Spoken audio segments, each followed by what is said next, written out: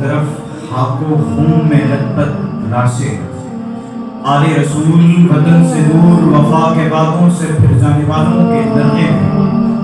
نماز اثر کا وقت، اور ایک سفید ریش مجسم شرافت اور طہارت، چمرستان رسالت کی بہار، شیر خدا کا فرزند دل بند سیدنا حسین ابن علی رضی اللہ عنہما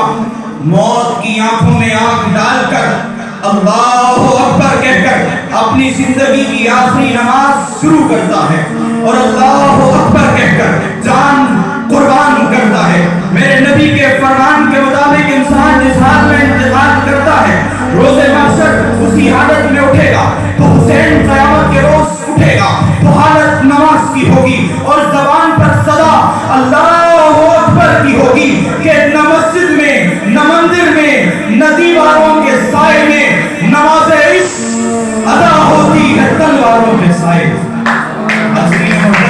حسین کی زبان پر اللہ اکبر کا نعرہ کیوں نہ ہوتا؟ حسین نے آنکھ کھولی تو آغوش طہارت میں، تعلیم پائی تو آغوش شجاعت میں،